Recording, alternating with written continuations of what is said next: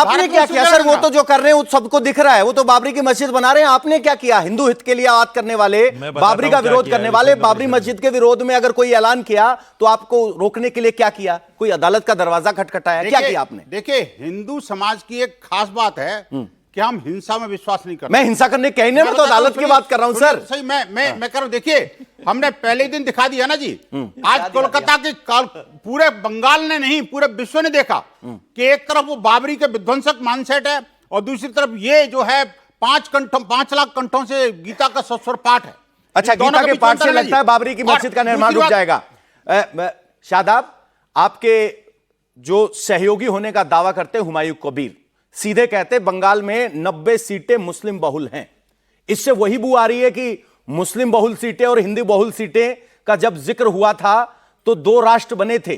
क्या अब भारत में वोट इस बात पर तय होंगे कि कौन सी मुस्लिम बहुल सीट, कौन सी हिंदू बहुल सीट? यह भी तो संविधान में नहीं लिखा। बहुत संविधान करते हैं। क्या मुस्लिम बहुल सीट और हिंदू बहुल सीट की बात करना संविधान के खिलाफ नहीं है? लेकिन आपके नेता तो करते हैं।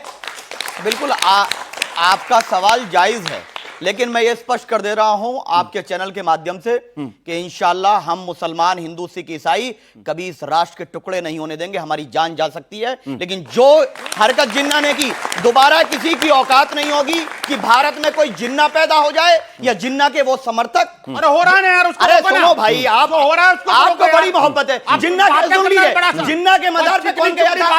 लाल कृष्ण अडवाणी जिन्ना के मजार पे गए थे। शादाब नहीं गया, जिन्ना के मजार पे लाल कृष्ण अडवाणी गए। तो जिन्ना को की मजार पे जाने की सजा लाल कृष्ण आडवाणी ने देख ली, उनको सजा देख ली। सवाल ये है कि आप मजार पर भारत की बात करो, बीजेपी पर सांप्रदायिक होने का आरोप लगाते हैं ना।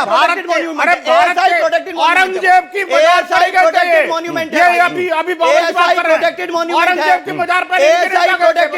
है वो, प्रोटेक्टेड मॉन्यूमेंट। आप जानकारी नहीं आपको, आप नफरत में अंधा हो जाते हैं। आपको जानकारी, शादाब, कुछ पढ़ करके आइए, कुछ पढ़ करके आइए। शादाब, आप सांप्रदायिक का सामना ऐसे करेंगे, बिहार में मुस्लिम बहुल सीटें होंगी तो वहां लड़ेंगे। पिछली बार बंगाल में आप कुछ खास कर नहीं पाए थे, तो अब की बार हुमायूं कबीर के कंधे पे चढ़ के कुछ नहीं। देखिए, पहली बात मैं स्पष्ट कर दूं कि बंगाल में हमारा कोई किसी के साथ आज की स्थिति में कोई भी किसी भी प्रकार का गठबंधन नहीं है, जब तक मेरे नेता की तरफ से गठबंधन नहीं है। हुमायूं कबीर ठीक कर रहे हैं। सुन लीजिए, स्पष्टीकरण नहीं आ जाता। अब मैं बात कर रहा हूं, नहीं मैं बात कर रहा हूं, सुन लीजिए।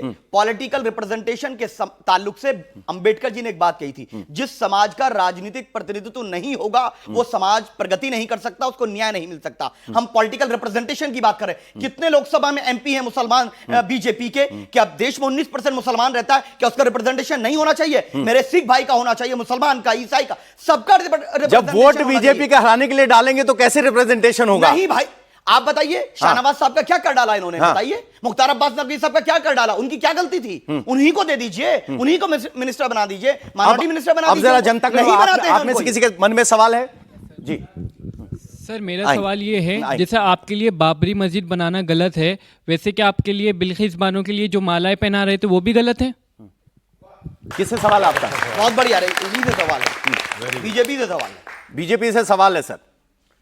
देखिए, 2 बातें समझिए। जो संविधान की दुहाई दे रहे हैं, जिनकी बेवफाई दुनिया में मशहूर है, वो संविधान की दुहाई दे रहे हैं। संविधान ने तो साहबानों के केस में पूरा कोर्ट ने डिसीजन दिया था और बड़ी बेंच ने दिया था कि उसको पलट दिया जाकर पार्लियामेंट में। जब अपने ऊपर आकर संविधान नहीं मानेंगे तब कहेंगे सरिया चाहिए, सरिया चाहिए, सरिया चाहिए। और जब अपने ऊपर रहेगा तो संविधान चाहिए, संविधान। अरे पार्टी का नाम ही रखा है इंडिया मस्जिद है, इत्तेहाद मुसलमान नाम क्या रखा है? बिल्किस बानो का जवाब दे दीजिए। अरे जवाब दे दीजिए भाई। शाहबानो पूछा ही नहीं, सर जवाब उनका है, दे दीजिए। बिल्किस बानो पूछा है और शाहबानो पे चले। बोलिए सर, बोलिए। बिल्किस बानो, बिल्किस बानो सहूलियत है, साहबानों पर दिक्कत है। यही सेलेक्टिव अप्रोच है। इनको कहते हैं कि हम सबके लिए, प्रधानमंत्री नरेंद्र मोदी ने क्या संदेश दिया? सबका साथ, सबका विकास, सबका विश्वास, सबका प्रयास। दूसरे तरफ पार्टी क्या कहती है? आपकी सरकार ने क्या किया? मस्जिदें, इत्तेहादी मुसलमान, बोलिए ना, नाम क्लियर है। आयोग में रजिस्टर्ड दूसरा भाई साहब, शिवसेना के साथ आप गठबंधन कर लेते हैं।